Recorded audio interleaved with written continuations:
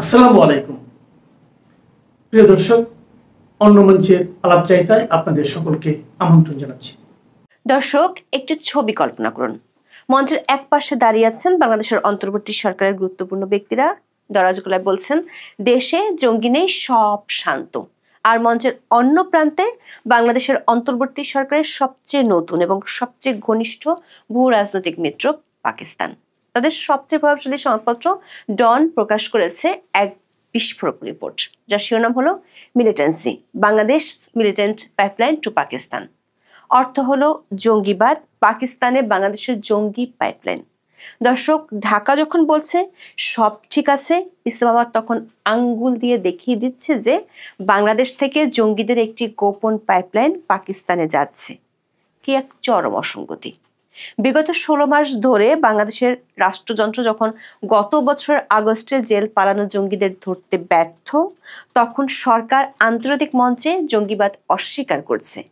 এমনকি Malaysia police দেশটিতে বসে জঙ্গি সন্দেহে বেশ কয়েকজন বাংলাদেশিকে গ্রেপ্তার করলেও ঢাকার পুলিশের জবাব ছিল জঙ্গিবাদ আসলে আওয়ামী লীগের নাটক ছিল। অথচ শেখ হাসিনার পতনের পর ঢাকার সঙ্গে ইসলামাবাদের কূটনৈতিক ও সামরিক সম্পর্ক ঐতিহাসিকভাবে উষ্ণ হচ্ছে। ভূ রাজনীতির এই নতুন বন্ধুত্বের মাঝে কেন পাকিস্তানের সবচেয়ে প্রভাবশালী মিডিয়া বাংলাদেশের নিরাপত্তা ব্যর্থতাকে আঙ্গুল দিয়ে দেখিয়ে দিল? এটি দক্ষিণ এশীয় কূটনীতির এক নিখুঁত কৌতুক। নতুন বন্ধুত্বের মিষ্টি হাসির নিচে লুকিয়ে আছে চরমপন্থার অন্ধকার চোরা গোপ্তাপথ। 2024 সালের 5ই আগস্ট শেখ হাসিনা সরকারের পতনের পর সারা দেশে অনেকগুলো কারাগারে কয়েদি ও হাজতিরা বিদ্রোহ করে। সাধারণ কয়েদির পাশাপাশি মৃত্যুদণ্ডপ্রাপ্ত অনেক আসামিও পালিয়ে যান। এদের মধ্যে জঙ্গি তৎপরতায় জড়িতরাও ছিলেন।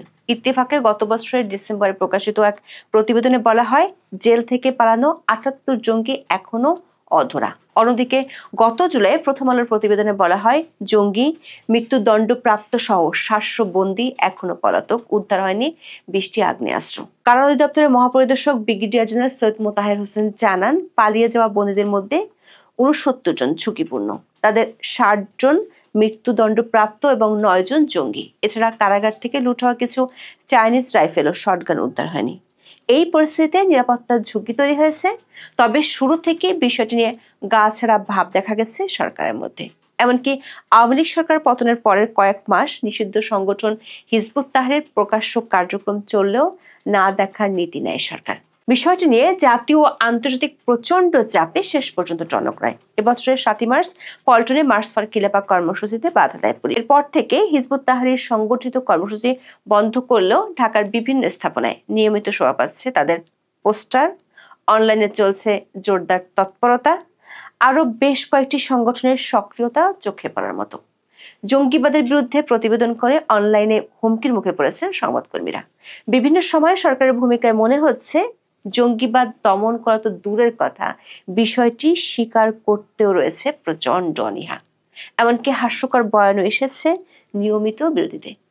জঙ্গিবাদে জড়িত থাকার অভিযোগে মালয়েশিয়া গত জুন পর্যন্ত 36 বাংলাদেশি শ্রমিক গ্রেপ্তার হন। এরপর স্বরাষ্ট্র উপদেষ্টা জাহাঙ্গীর আলম চৌধুরী দাবি করেন, দেশে জঙ্গিবাদের কোনো অস্তিত্ব নেই।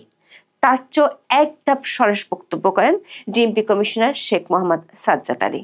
হোলি আর্টিজানে হামলার নবম বর্ষপূর্তির আগের রাতে তিনি দাবি করে বসেন, বাংলাদেশে কোনো জঙ্গি নেই, আছে শুধু ছিনতাইকারী। এই বক্তব্য নিয়ে হইচই শুরু হলে পরে অবশ্য একটি ব্যাখ্যা দেয় ডিএমপি। দাবি করা হয়, কমিশনারের বক্তব্য খণ্ডিত আকারে প্রকাশ করেছে সংবাদ মাধ্যম। দর্শক, এভাবে অস্বীকারের নীতি অব্যাহত রেখেছে সরকার, তবে তাতে সংকট কমার চেয়ে আরো ঘনীভূত হয়। আগস্টে বিবিসি বাংলার এক প্রতিবেদনে বলা হয়, 5ই আগস্টের পর পরিবর্তিত পরিস্থিতিতে বাংলাদেশে জঙ্গিবাদ নিয়ে পুলিশ প্রশাসন এবং নীতি নির্ধারণী পর্যায়ে চিন্তা ভাবনা একটা বড় পরিবর্তন দেখা গেছে। অন্তর্বর্তী সরকারের স্বরাষ্ট্র উপদেষ্টা এবং পুলিশের ঊর্ধ্বতন কর্মকর্তারা বাংলাদেশে জঙ্গিবাদের অস্তিত্বই অস্বীকার করছেন।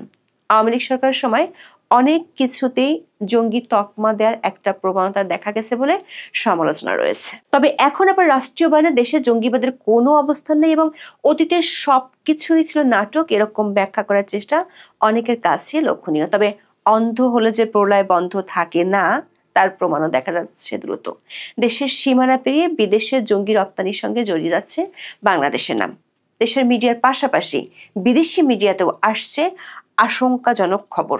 নতুন যাত্রা শুরু করা সংবাদ মাধ্যম দ্য ডিসেন্ট গত মে মাসে চাঞ্চল্যকর একটি অনুসন্ধানী প্রতিবেদন প্রকাশ করে। জানা যায়, পাকিস্তানে গিয়ে দেশটির সেনাবাহিনীর বিরুদ্ধে লড়াই করছেন বাংলাদেশি বেশ কিছু যুবক। তারা সবাই আফগান তালেবান সমর্থিত তেহরিকে তালেবান পাকিস্তান বা টিটিপির সদস্য।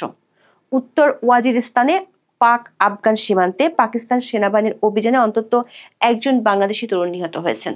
এই প্রতিবেদনের পর অনলাইনে বিভিন্ন হুমকির মুখোমুখি হন দ্য ডিসেন্ট সম্পাদক কদরুদ্দিন শিশির। বিষয়টি নিয়ে 5 অক্টোবর আরেকটি প্রতিবেদনও প্রকাশ করা হয়। তবে এ বিষয়ে নীরব ভূমিকা নেয় আইন শৃঙ্খলা বাহিনী। পরিস্থিতির ভয়াবহতা নিয়ে পাকিস্তানের সংবাদ মাধ্যমও সরব হয়েছে। এ বিষয়ে 7 ডিসেম্বর বিশাল প্রতিবেদন প্রকাশ করে পাকিস্তানের প্রভাবশালী সংবাদ মাধ্যম দ্য ডন। শিরোনামে বলা হয়, পাকিস্তানে জঙ্গি সরবরাহের পাইপলাইন তৈরি হয়েছে বাংলাদেশ থেকে। বাংলাদেশের কাউন্টার টেররিজম ইউনিটের বরাত দিয়ে জানানো হয়, বর্তমানে অন্তত 2 ডজন বাংলাদেশি নাগরিক পাকিস্তানের টিটিপি ও অন্য জঙ্গি সংগঠনের হয়ে লড়াই করছে। উদ্বেগজনক এই প্রবণতা বিশেষজ্ঞরা উদ্বিগ্ন। ডনের প্রতিবেদনে বাংলাদেশি কয়েক তরুণের ব্যাপারে সুনির্দিষ্ট তথ্য দেওয়া হয়েছে। এদের কয়েকজন এরই মধ্যে নিহত হয়েছেন। পাকিস্তানের টিটিপির মুখপাত্রের দায়িত্বে আছেন ইমরান হায়দার নামের একজন। তিনি নিজেকে বাংলাদেশ বিমান বাহিনীর সাবেক প্রকৌশলী হিসেবে দাবি করেন। সিটিটিসির তথ্য অনুযায়ী তিনি বাংলাদেশ ছাড়েন 2023 সালের এপ্রিলে। সিটিটিসির এসপি রওশন সাদিয়া আফরোজ জানান, এখন পর্যন্ত তারা পাকিস্তানের 3টি সংগঠনকে চিহ্নিত করতে পেরেছেন যেখানে বাংলাদেশি তরুণরা যুক্ত হচ্ছেন। এগুলো হলো টিটিপি, তেহরিকে লাব্বায়ক পাকিস্তান বা টিএলপি এবং ইত্তেহাদ উল মুজাহিদিন পাকিস্তান বা আইএমপি। তবে বিশেষজ্ঞদের ধারণা, বেশিরভাগ বাংলাদেশি যোগ দিচ্ছেন টিটিপিতে। এই জঙ্গি গোষ্ঠী 2007 সালে বায়তুল্লাহ মেহসুদের নেতৃত্বে প্রতিষ্ঠিত হয়। বর্তমানে এর নেতৃত্ব দিচ্ছেন নূর ওয়ালি মেহসুদ। তিনি প্রকাশ্যে আফগান তালেবানের প্রতি আনুগত্য ঘোষণা করেছেন। টিটিপির মুখপাত্র ইমরান হায়দার জানান, পাকিস্তানে কতজন বাংলাদেশি লড়াই করছেন তা বলা কঠিন, তবে সাম্প্রতিক বছরগুলোতে যুক্ত হওয়ার প্রবণতা বেড়েছে। বাংলাদেশ থেকে এই রিক্রুটমেন্টের লক্ষ্য কারা? রিপোর্টটিতে দেখানো হয়, রতন ঢালির মতো সাধারণ পরিবারের, যার বাবা একজন রিক্সা চালক, এমন নিম্নবিত্ত ও মধ্যবিত্ত ঘরের সন্তানদের টার্গেট করা হচ্ছে। বিশ্লেষকরা বলছেন, যারা চাকরি খুঁজছে বা আর্থিকভাবে সংকটে আছে, রিক্রুটকারীরা তাদের টার্গেট করে। অথচ পুলিশ এখনো পর্যন্ত একজন রিক্রুটকারীকেও গ্রেপ্তার করতে পারেনি। ডনের প্রতিবেদনে বলা হয়, বাংলাদেশের পুলিশ বর্তমানে পাকিস্তানে থাকা কয়েক ডজন ব্যক্তিকে শনাক্ত করেছে। তারা পাকিস্তানের মাটিতে অবস্থান করে পাকিস্তানের সেনাবাহিনীর বিরুদ্ধে লড়াই করছে। বিষয়টি অনেকটা অস্বাভাবিক হলেও টিটিপির দাবি, তারা পাকিস্তানে প্রকৃত খিলাফত প্রতিষ্ঠা করতে চায়। সংগঠনের মুখপাত্র ইমরান হায়দার জানান, বাংলাদেশি তরুণরা পাকিস্তানে ইসলামী শাসন প্রতিষ্ঠার জন্য লড়াই করছে। 1947 সালে 2 জাতিতত্ত্বের ভিত্তিতে ভারত ও পাকিস্তান বিভক্ত হলেও পাকিস্তানে কখনোই প্রকৃত অর্থে ইসলামী শাসন আসেনি। তাদের মূল লক্ষ্য সেই ইসলামী শাসন কায়েম করা। জন লিখেছে, বাংলাদেশের বিদেশে গিয়ে যুদ্ধ করার ঘটনায় বোঝা যাচ্ছে উগ্রপন্থী নেটওয়ার্কগুলো নিজেদের কৌশল বদলেছে।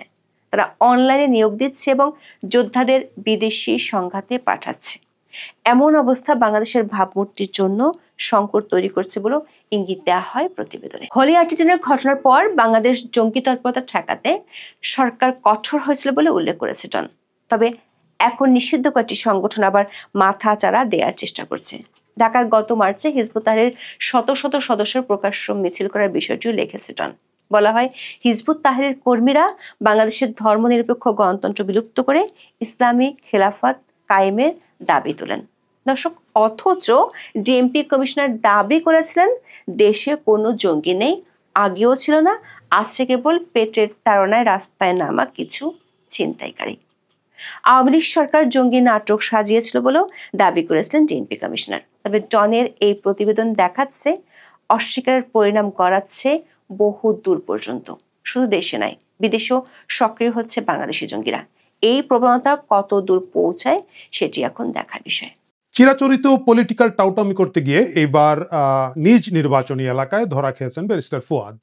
আমরা সকলেই জানি এবি পার্টির সাধারণ সম্পাদক ব্যারিস্টার ফুয়াদ, যিনি আগামী নির্বাচনে শকুনটা হচ্ছে আসলে অনেকে তার চেহারার দিকে বলেন, ঈগল পাখি মার্কায় তিনি এবি পার্টির পক্ষ থেকে নির্বাচন করতে যাচ্ছেন এবং তার নির্বাচনী এলাকায় যাওয়ার পরে তিনি যে টাউটামিটা করতে চেয়েছিলেন সেই টাউটামির বিপরীতে স্থানীয় বিএনপি এবং বিএনপির অঙ্গ সংগঠনের সমর্থিত লোকজন তাকে প্রথমবারের মতো প্রতিহত করেছে।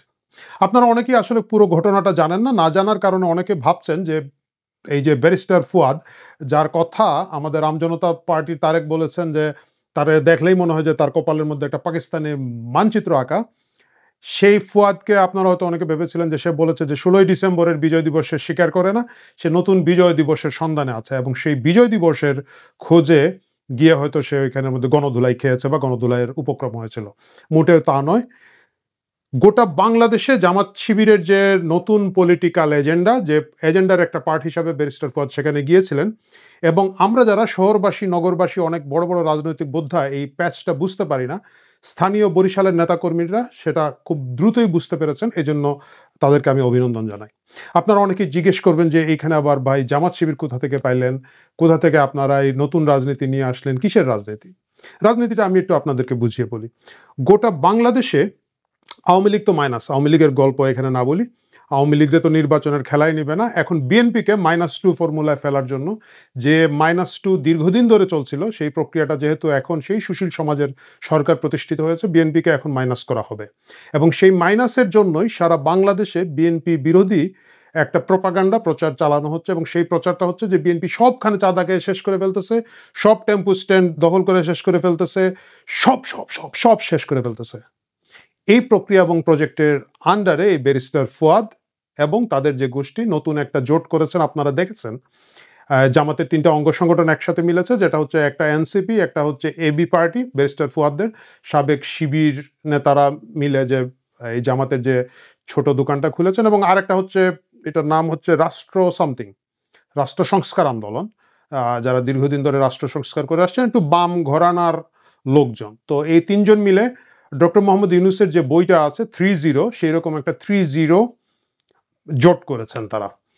এখন প্রশ্ন হচ্ছে যে তাইলে তারা তো জামাতের সাথে নাই, 8 দলের সাথে নাই, তাইলে এই 30 জোট করার পরেও আপনি কেন বা আপনারা কেন ভাবছেন যে এটা বৃহত্তর রাজনীতির একটা গেম? বৃহত্তর রাজনীতির একটা গেম হচ্ছে এদেরকে দেওয়া হয়েছে হাউস দ্যাট বলার জন্য। এরা, আপনারাও জানেন আমরা জানি, 30 থেকে আসলে 3টে আসনও সারা বাংলাদেশে এরা প্র্যাকটিক্যালি পাবে না। মানে যদি না ওয়াকার এবং তার যে মানে জামাত সমর্থিত যে সামরিক বাহিনীর অংশ আছে, তারা যদি কোনো ধরনের বড় কারচুপি কিছু না করে থাকে, এরা আসলে একটা আসনও পাওয়ার মতো অবস্থা তাদের কোনো নির্বাচনী এলাকায় নাই। তাহলে এদের কাজ কি? এদের কাজ হবে জেলায় বন্দরে এখানে ওইখানে ঘুরে বেড়ানো এবং বিএনপি কি যে একটা খুবই চাঁদাবাজ দল, খারাপ দল, জঙ্গি দল এবং ইত্যাদি ইত্যাদি ইত্যাদি, এটা বারবার বারবার বলা। আপনারা যদি নাসির পাটোয়ারির বক্তব্যগুলো খেয়াল করে থাকেন, আপনারা দেখবেন যে প্রতিনিয়ত তারা দীর্ঘদিন ধরে, তারা কিন্তু জামাতকে ওইভাবে আক্রমণ করে নাই, প্রতিনিয়ত নাসির পাটোয়ারিরা শুরু থেকে বিএনপিকে আক্রমণ করে করে যাচ্ছে এবং যেসব জায়গায় বিএনপির বড় বড় নেতারা আছেন এইসব জায়গায় গিয়ে, যেমন কক্সবাজারের সালাউদ্দিনের এখানে তো মাইর খেয়ে কোনো রকমের যান নিয়ে বেরোয় আসছে, এপিসি ছাড়াই বেরোয় আসছে অবশ্য। এই প্রক্রিয়া এবং প্রজেক্টের ভিতরে এখন এই 3 রাজনৈতিক দলকে এক করা হয়েছে এবং সেটাই হয়েছে। ব্যারিস্টার ফুয়াদের ঘটনাটা কি হয়েছে দেখেন। তিনি সেখানে একটা সেতু উদ্বোধন করতে গিয়েছেন, মানে উনি উদ্বোধন করতে যান নাই, সরকারের উপদেষ্টা ওইখানে গিয়েছেন, 2জন উপদেষ্টা গিয়েছেন এখানের মধ্যে, এবং যেহেতু তার নির্বাচনী এলাকায় খুব স্বাভাবিকভাবেই তিনি সেখানে উপস্থিত আছেন। উদ্বোধন শেষ হয়ে গিয়েছে, সেতুর কাজ শুরু হচ্ছে। ব্যারিস্টার ফুয়াদ ওইখানের মধ্যে তার মলম, তার ট্যাবলেট বেচা শুরু করে দিয়েছেন। আমরা যেটা বলি যে রাস্তার পাশে মজমা বসিয়ে ট্যাবলেট বেচা, সেটা শুরু করে দিয়েছেন। কিভাবে শুরু করে দিয়েছেন? তাকে যখন সাংবাদিকরা জিজ্ঞেস করতেছে, উনি বলছেন চাইনিজ কোম্পানি অনেক যুদ্ধ করে নাকি তারা এই ব্রিজের কাজের জন্য নিয়ে এসেছেন এবং চাইনিজ কোম্পানি কাজ করতে পারছে না, কারণ এইখানের মধ্যে চাঁদাবাজি দাবি করা হচ্ছে, বালু দিব, ইট দিব, সিমেন্ট দিব বলে বিভিন্ন লোকজন এখানের মধ্যে ডিস্টার্ব করেছে। লক্ষ্য করে দেখছেন, বিদেশের যে কোনো কোম্পানি, সেটা চাইনিজ হোক কোরিয়ান হোক, এই বাংলাদেশে বিশেষ করে চাইনিজ কোম্পানিরা গত রেজিমের সময় আমরা দেখেছি অসংখ্য বড় বড় প্রজেক্ট করেছে। চাইনিজ কোম্পানিগুলো জানে বাংলাদেশের প্রেক্ষাপটে কিভাবে ব্যবসা করতে হয়, কিভাবে কন্ট্রাক্টর সাব কন্ট্রাক্টর নিয়োগ করতে হয়। এগুলোর মধ্যে চাঁদাবাজি থাকে, লোকাল বিভিন্ন ধরনের দুর্নীতি এটা ওইটা থাকে। সেই চাইনিজ কোম্পানি যখন এখানে এসে কাজ করছে, তারা এটা ধরে নিয়েছে যে স্থানীয় বিভিন্ন ধরনের জিনিস তাদেরকে ম্যানেজ করে চলতে হবে, হয়তোবা অথবা হয়তো না। কিন্তু চাইনিজ কোম্পানি যদি কোনো ধরনের বাধার সম্মুখীন হয়, তাদের কাজ হচ্ছে সরকারের কাছে যাওয়া, উপদেষ্টাদের কাছে যাওয়া, পুলিশ আছে, র্যাব আছে, সেনাবাহিনী ডেপ্লয় করা আছে, স্থানীয় আর্মির কাছে গেলে কিন্তু আমরা জানি যে আর্মি এইসব ব্যাপারে বেশ কঠোর পদক্ষেপ নিয়ে থাকে। সবকিছু বাদ দিয়ে চাইনিজ কোম্পানি ব্যারিস্টার ফুয়াদের কানে কানে এসে বলে গিয়েছে চাঁদাবাজির কথা। এটা বিশ্বাস করতে হবে? বিশ্বাস করার কিছু নাই। কিন্তু এই সুযোগে যে কোনো জায়গায় জনসম্পৃক্ততা দেখার সাথে সাথে বিএনপিকে একেবারেই নোংরা ন্যাংটো করে ফেলার, মানে আমি বলছি না যে বিএনপি ফেরেস্তার দল, বিএনপি খুব ভালো দল, কিন্তু আপনারা দেখবেন একটা কম্বাইন্ড আক্রমণ বিএনপির বিরুদ্ধে শুরু হয়েছে এবং সেই শুরুর একটা প্রজেক্ট হিসাবে এই 3-0 পার্টি বিএনপির বিরুদ্ধে আছে, যাতে জামাত একলা শুধু বললে হবে না। আপনারা জানেন জামাত সব সময়ই দলে বলে চলে, মানে একটা কথাই আছে এখানে যে বাঘ চলে একলা আর ফেউ চলে দলে বলে, বা আমরা যদি ওইভাবে বলি যে বাঘ চলে একলা, হায়না চলে দলে বলে। তো জামাত আসলে দলে বলে চলে এবং তাদের অনেকগুলো ছাত্র সংগঠন থাকে, আচ্ছা বাদ দেন, বৈষম্য বাদ দেন, দল নিরপেক্ষ ছাত্র সমাজ, সাধারণ ছাত্র সমাজ, তৌহিদি ছাত্র সমাজ, বিভিন্ন দোকান থাকে। একইভাবে রাজনৈতিক সংগঠনের মধ্যে তারা অনেকগুলো দোকান খুলেছে এবং এইগুলোকে গুছিয়ে আনার জন্য এখন 3-0 করেছে। তিনটাই প্রতিষ্ঠিত জামাত সমর্থিত রাজনৈতিক দল। এবং আপনারা দেখবেন ব্যারিস্টার ফুয়াদের উপরে যখন আসলে কোনো হামলাই হয় নাই, তাকে যখন ভুয়া ভুয়া বলে ওই এলাকা থেকে বিএনপির লোকজন তাড়িয়ে দিয়েছেন, সাথে সাথে সবচেয়ে বেশি আঘাত লেগেছে মার্চে, মাসির দরদ বেশি 03, মানে এবি পার্টির প্রতিক্রিয়া দেখানোর আগে কিন্তু আমাদের ন্যাশনাল কমেডি পার্টির চিলড্রেন পার্টির চিলড্রেন নেতা নেত্রী যারা আছেন তারা ব্যাপক প্রতিক্রিয়া দেখানো শুরু করেছেন। আমি দেখলাম যে তাসনিম যারাও বলছেন যে কি হলো, একটা আপনি যদি একজনের সাথে দ্বিমত পোষণ করেন কোনো সমস্যা নাই, তাই বলে তার গালে কি তার চামড়া খুলে ফেলতে হবে। আমি প্রথমে ভেবেছিলাম যে উনি ভাবছেন যে মানে এই দেশে গরু ছাগলের চামড়া এত কম দামে বিক্রি হয়, তো আর এই চামড়া খুলে লাভ কি, এইভাবে হয়তো উনি এটাকে বুঝাতে চাচ্ছেন মেডিকেল সায়েন্স থেকে। পরে বুঝলাম যে না, উনি স্পেসিফিক ফুয়াদের চামড়া খুলে নেওয়ার কথাই বলছেন। এই যে দেখেন, এই তাসনিম জারারা, যাদেরকে আমরা মনে করি শিক্ষিত, প্রগতিশীল, সুন্দর তরুণ সমাজের একটা আদর্শ হতে পারতেন, এরা কিন্তু কিভাবে এই জামাতি পারপাসটা এবং এই ট্র্যাডিশনটা সার্ভ করে যায়। মানে সারা বাংলাদেশে মব করে উল্টায় ফেলছে। মুক্তিযোদ্ধাদের টুটি চেপে ধরা হয়েছে এই ঢাকা শহরে। এই ঢাকা শহরে রিপোর্টার্স ইউনিটিতে নন আওয়ামী লীগার, মানে যাদেরকে আমরা বলি লালবদর, এই লালবদরদের একটা সমাবেশের মধ্যে দেখবেন যে মুক্তিযুদ্ধের টুটি চেপে দেওয়া হয়েছে, যেখানের মধ্যে লতিফ সিদ্দিকীকে গ্রেফতার করা হয়েছিল, মঞ্জুর হক পান্নাকে গ্রেফতার করা হলো, আরও কার জন্য গ্রেফতার করা হয়েছে ওইখানের মধ্যে। এইসব নিয়ে কি তাসনিম জারারে কখনো কথা বলতে দেখেছেন? দেখেন নাই। যখন গোপালগঞ্জে বঙ্গবন্ধুর বাড়ি ভাঙ্গার প্রকাশ্য উস্কানি দিয়ে চলো চলো গোপালগঞ্জ বলো চলো বলে এরাই কি প্রচারণা করে নাই? যদিও গোপালগঞ্জে এরা মায়ের খেয়ে এপিসি চেপে চলে এসেছে এবং ওয়াকারকে গোপালগঞ্জে গণহত্যা চালানোর একটা সুযোগ করে দিয়েছে, সেটা অন্য আলাপ। কিন্তু এখন দেখবেন আপনি এই ব্যারিস্টার ফুয়াদের জন্য প্রাণ পুড়ে যাচ্ছে। এই প্রাণ পুড়ে যাওয়ার মূল কারণটা হচ্ছে বাংলাদেশের রাজনীতিতে এই যে মূল 8 দলও আসলে জামাতেরই হাত পাকা ছাড়া বাকিগুলো তো আমরা জানি কি জিনিস।